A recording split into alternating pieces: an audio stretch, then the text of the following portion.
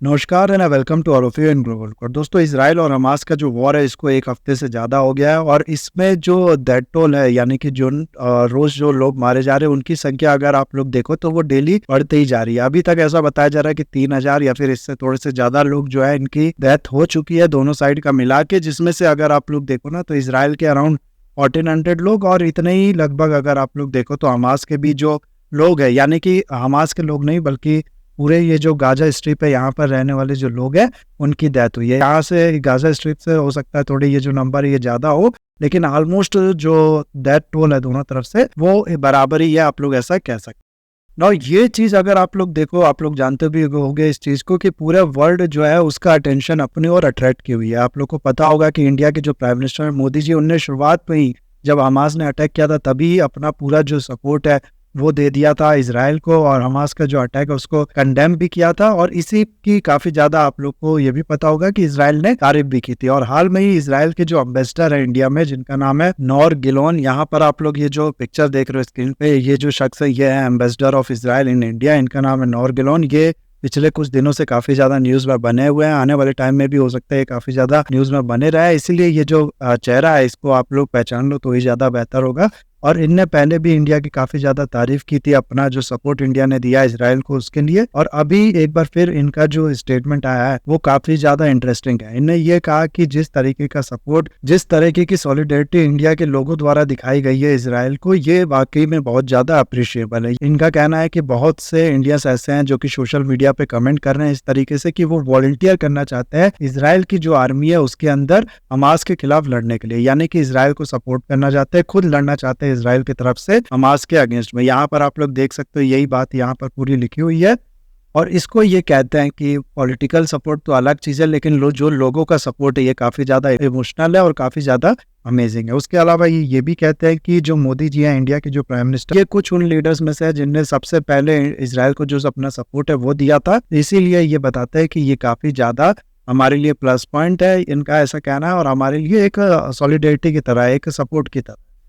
लोगों की जो सपोर्ट की बात है उसके बारे में ये आगे कहते हैं कि इतना ज़्यादा इंडिया की तरफ से यहाँ पर सपोर्ट मिल रहा है कि ये एक वॉलंटियर आर्मी जो है इंडिया से खड़ा कर सकते हैं। एक तरीके से आप लोग कह सकते हो आईडीएफ यानी कि इसराइल डिफेंस फोर्स जो है उसका एक बटालियन खड़ा कर सकते हैं इंडिया से। तो इस तरीके की बातें ये करते हैं और काफ़ी ज़्यादा वाकई में अगर आप लोग देखो ना तो कोई भी सोशल मीडिया आप लोग उठा के देख लो, उसमें जो आम इंडियन नागरिक है उसकी तरफ से काफ़ी ज़्यादा सपोर्ट दिखाया जा रहा है इसराइल को।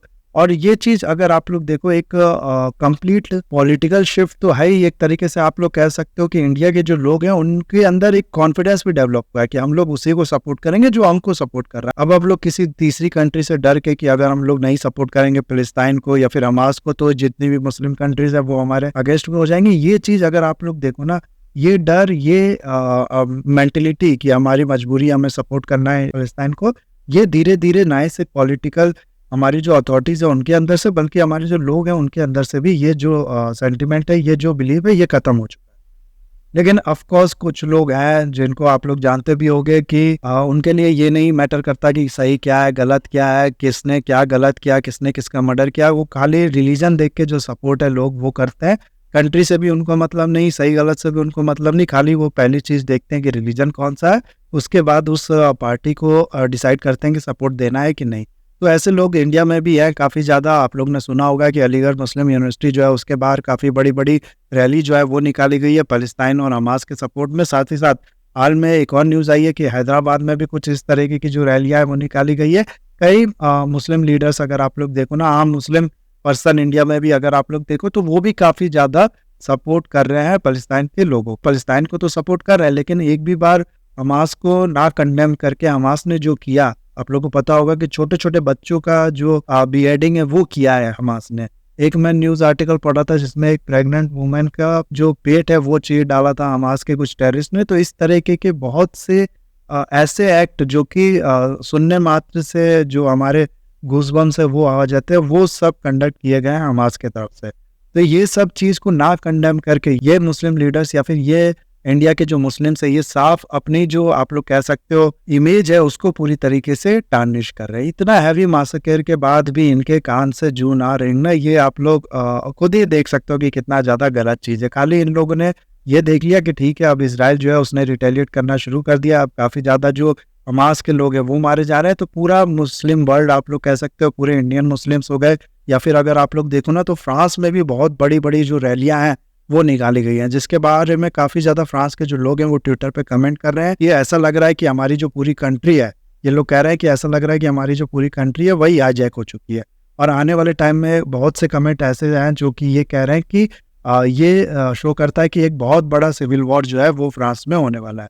सिर्फ फ्रांस ही नहीं, कनाडा अगर आप लोग देखो तो वहाँ पर भी बहुत बड़ी-बड़ी रैलियाँ जो हैं वो निकाली गई है, और यही हाल है यूके का, और बाकी भी कंट्रीज़ अगर आप लोग देखो, इवन कि यूएसए का भी, जहाँ पर हमास को सपोर्ट करने के लिए रैलियाँ निकली। इंडिया का एक और मैं इंसिडेंट अगर आप लोग को बताऊँ ना, जो कि पूरी पिक्चर जो है, पूरा जो ये लोग हैं इस तरह के इनको पूरा नंगा कर देगी कि एक कांग्रेस के जो लीडर हैं वो एक हमास का एक मिलिटेंट जो है उसकी फोटो शेयर करके काफ़ी ज़्यादा उसको ब्रेव बताते हैं, इस तरीके की बातें करते हैं कि आपकी जो बहादुरी है उसको सलाम है। तो ये पिक्चर दिखाती है कि ये जो सपोर्ट है ये ऐसा नहीं है पैलेस्टाइन कॉज को दी जा रही है, ये टेररिस्ट एक्ट को सपोर्ट दिया जा रहा है। जो हमास ने बर्बरता दिखाई है बच्चों पे, इस ज्यूस वुमेन्स पे, ज्यूस जो बूढ़े लोग हैं जिनका मासेकर किया है हमास ने, उनको सपोर्ट ये लोग दे रहे हैं। इनको ये ऐसा भी नहीं कह सकते कि समझ में नहीं आ रहा है, ये पूरे होशो आवाज में ये जो अपना सपोर्ट है ये उनको दे रहे हैं।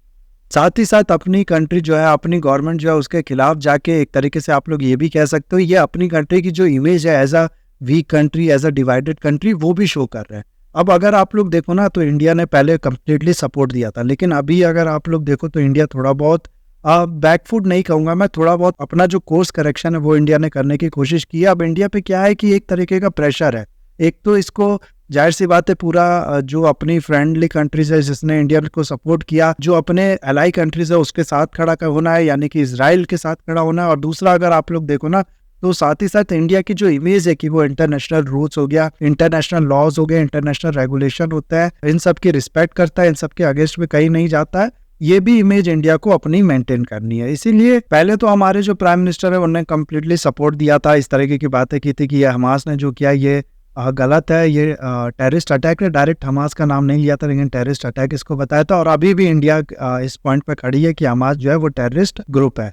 लेकिन अगर आप लोग देखो ना तो अभी हाल में जो मिनिस्ट्री ऑफ एक्सटर्नल अफेयर्स के स्पोक्स पर्सन है अरिंदम बागची जी, उनने ये कहा है कि जो पैलेस्टाइन है उसको हम लोग हमेशा से इंडिपेंडेंट स्टेट के लिए सपोर्ट करते आए हैं, वो इंडिपेंडेंट स्टेट होना चाहिए। इस तरीके की बातें इनने की है कि इंडिया के हमेशा से ये व्यू था और अभी भी ये व्यू रहेगा। यहाँ पर अगर आप लोग देखो ना तो इंडिया ने अभी तक हमास के अटैक के बाद ये नहीं कहा था कि जो सीज फायर है दोनों कंट्रीज के बीच में वो होना चाहिए, दोनों कंट्रीज एक दूसरे पे गोली चलाना बंद कर दे, क्योंकि इंडिया को पता था कि जो इजराइल है वो इस पे रिटेलिएट करेगा ही। और इजराइल जो है वो एक फ्रेंडली कंट्री भी है इंडिया की, तो इंडिया कुछ ऐसा नहीं कहना चाहता था जो इजराइल के एक्शन के अगेंस्ट में जाए।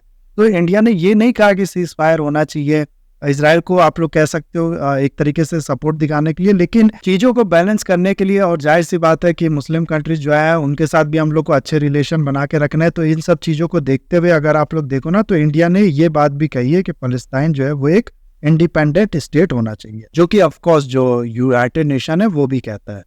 नाउ अब अगर आप लोग देखो ना तो वो क्या रहा है कि इजराइल अभी तक जो मिसाइल है उससे अटैक कर ही रहा है, साथ ही साथ बंकर बस्टर जो है उसका भी काफ़ी ज़्यादा इस्तेमाल कर रहा है। दरअसल अगर आप लोग देखो ना तो हमास ने यहाँ पर ये जो एरिया है ना इजिप्ट के बॉर्डर के पास और भी जगह अगर आप लोग देखो तो काफ़ी ज़्यादा जो टनल है वो बना रखे हैं, और ये टनल हमास के लिए एक तरीके से आप लोग कह सकते हो कि लाइफलाइन का काम करते हैं। हमास इसके थ्रू वेपन्स का स्मगलिंग हो गया, या फिर आप लोग कह सकते हो फूड और वाटर जो है उनकी भी स्मगलिंग करता है, और जिसके दम पे आप लोग कह सकते हो कि हमास जो है वो काफी ज्यादा ग्रो करता है, पनपता है और काफी अपने आप को स्ट्रांग बनाता है। तो इसको गिराना, इन टनल्स को डिस्ट्रॉय करना बहुत ज्यादा इंपॉर्टेंट है। इजराइल इस चीज को समझता है। 2014 में क्या हुआ था कि इजराइल की फोर्स ने काफी ज्यादा सफर किया था इन बंकर्स की वजह से। वो इसमें घुस गए थे हमास पे अटैक करने के लिए, लेकिन इनके बारे में ज़्यादा उनको नॉलेज थी नहीं, जिसकी वजह से हुआ क्या कि काफ़ी सोल्जर्स ने अपनी जान गंवाई और एक तरीके से आप लोग कह सकते हो कि काफ़ी लॉस हुआ इजराइल का। उसी को देखते हुए इस बार जो बंकर बस्टर मिसाइल्स है उनका इजराइल इस्तेमाल कर रहा है, काफ़ी ज़्यादा हैवी इस्तेमाल कर रहा है, आप लोग ऐसा कह सकते हो। लेकिन साथ ही साथ क्या हुआ है ना कि इजराइल के जो टैंक्स हैं वो भी आप लोग देखो तो जो बॉर्डर है, जो गाजा स्ट्रिप और इजराइल का बॉर्डर है वहां पर स्टेशन है, ये बॉर्डर पे बिल्कुल खड़े हैं। और साथ ही साथ इजराइल ने धमकी भी दे दी है, जो भी ये नॉर्थ गाजा वाला स्ट्रिप है यहाँ पर सिविलियंस को इजराइल ने कहा है कि इसको 24 घंटे में खाली कर दो, उसके बाद जो भी होगा। अगर नहीं खाली करते हो तो जो भी लॉस होगा, जो भी जान माल का नुकसान होगा आपका, उसके जिम्मेदार आप खुद होगे। अब इससे पता चलता है ना, इससे ये कहा जा रहा है कि इज़राइल जो है वो बहुत जल्दी इन्वेड करने वाला है गाज़ा स्ट्रिप को। पूरे नॉर्थ गाज़ा जो है इसमें इज़राइल के फोर्सेस जो है वो एंटर करेंगी। और दूसरी तरफ अगर आप लोग देखो तो ईरान ने ये धमकी दी है कि अगर इज़राइल जो कर रहा है, जितना हैवी बॉम्बिंग कर रहा है या फिर जो भी अटैक कर रहा है गाज़ा स्ट्रिप पे, अगर इज़राइल इसको तुरंत नहीं रोकता है तो हम दूसरा फ्रंट खोल देंगे। जाहिर सी बात है, ये हिजबुल्लाह की बात कर रहा है कि हिजबुल्लाह के साथ मिलकर हम लोग दूसरा फ्रंट कर देंगे। तो ये सब चीज देख के, एक तरफ से इजराइल की पूरी तैयारी देख के कि नॉर्थ गाजा जो एरिया है उसको इन्वेड करने का, और दूसरी तरफ ईरान की जो धमकी है, इसको देखते हुए ये अंदाजा लगाया जा रहा है कि आने वाले टाइम में कुछ बड़ा बहुत ज्यादा होने वाला है इस एरिया में। आप लोग को बता दूं, ये जो एरिया है ना, 1 मिलियन से ज्यादा लोग नॉर्थ गाजा में रहते हैं। अब 24 घंटे में इनको खाली कर पाना ये एरिया पॉसिबल नहीं है। साथ ही साथ इजराइल ने यूएन के जो ऑफिशियल्स है उनको भी कह दिया कि आप भी अपने ऑफिशियल्स को यहाँ पर बुलवा लो, हम किसी भी चीज की जिम्मेदारी नहीं लेंगे। तो ये सब चीज जो है ना, ये इतना स्ट्रांग स्टेटमेंट, इतनी स्ट्रांग वार्निंग इजराइल की तरफ से, ये सब देखते हुए ऐसा कहा जा रहा है कि बहुत जल्दी यहाँ पर कुछ बड़ा करने वाला है इजराइल। हो सकता है पूरे ये जो फोर्सेस है उनके साथ मिलकर इन्वेड कर ले, जिसमें अगर आप लोग देखो ना तो काफी ज्यादा लोगों की जान जा चुकी है। क्योंकि जैसा कि मैंने आप लोग को बताया, 1 मिलियन से ज्यादा लोग हैं, ये इतनी आसानी से खाली नहीं कर पाएंगे। सिर्फ 24 घंटे में ये खाली नहीं कर पाने वाले हैं। और उसके बाद फिर ईरान ने दूसरा फ्रंट खोला या फिर दूसरी तरफ से भी अटैक हुआ इजराइल में, तो उसमें भी काफी ज्यादा आप लोग कह सकते हो जो जान और माल का नुकसान है वो होगा। तो ये एरिया, ये वॉर और ये एरिया आप लोग कह सकते हो अभी ठंडा नहीं होने वाला। आने वाले काफी टाइम तक ये वॉर चलेगा ऐसे कहा जा रहा है, जिसका ऑफ कोर्स जो गलत असर है, जो नेगेटिव इम्पैक्ट है, वो पड़ेगा पूरे वर्ल्ड में, पूरे वर्ल्ड की इकोनॉमी। इंडिया और इस वॉर से रिलेटेड 2 इंपॉर्टेंट न्यूज है जिसके बारे में आप लोग को पता होना चाहिए। नंबर 1 की इंडिया ने ऑपरेशन अजय जो है वो लॉन्च किया है, जिसके बाद इंडिया जो अपने लोग है जो इसराइल में फंसे हुए हैं, जो इस वॉर वाले एरिया में फंसे हुए हैं, इनको वापस लेके आ रहा है। जैसा हर इस तरीके की सिचुएशन में इंडिया करता है, वैसे ही इस बार भी अपने लोगों को बचा रहा है। और पहला जो फ्लाइट है इसका, ये आ भी चुका है। अब तक जब मैं ये वीडियो रिकॉर्ड कर रहा हूँ तब तक 200 से ज्यादा लोग जो हैं वो इंडिया में लौट के आ चुके हैं। और ये चीज अगर आप लोग देखो तो बड़ी बड़ी कंट्री, इवन की यूएसए भी अपने लोगों को इतनी जल्दी यहाँ से नहीं बचा पाई है। तो इंडिया ने काफी सक्सेसफुली ये किया है। और उसके अलावा अगर आप लोग देखो ना तो एक न्यूज ये आ रही है जो कि काफी ज्यादा पॉजिटिव न्यूज हो सकती है इंडिया के लिए, कि इजराइल की जो टेक कंपनीज है, इजराइल में जो टेक कंपनीज काम करती थी, जो भी यहाँ पर इनका वर्किंग था, वो अब ये कंपनीज करेंगी शिफ्ट। जिसका रीजन मैं आप लोग को पहले ही बता चुका हूँ कि ये वॉर जो है, ये सब समझ रहे हैं कि इतनी जल्दी खत्म नहीं होने वाला है। और ये जो टेक कंपनीज है, आप लोग को मैं बता दूं कि इजराइल का जो हाईटेक इंडस्ट्री है ना, ये one of the fastest growing industry है। तो ये दुनिया भर में अब करेंगे शिफ्ट, और चांसेस है कि इंडिया में भी काफी ज्यादा जो ये इंडस्ट्रीज है ये उठ के आ जाए। तो जिसका फायदा आई होप आप लोग समझ सकते हो कि इंडिया को भी मिलेगा। तो ये सब न्यूज है। अभी इससे रिलेटेड आने वाले टाइम में जो भी इसको लेकर न्यूज आती रहेंगी वो मैं आप लोग को बताते रहूंगा। अभी के लिए मुझे दीजिए इजाजत। इस वीडियो को मैं करता हूँ यहाँ पर खत्म। आई होप वीडियो आपको अच्छा लगा होगा। इसे लाइक, कमेंट, शेयर, सब्सक्राइब जरूर कीजिएगा। That's all, have a nice day, take.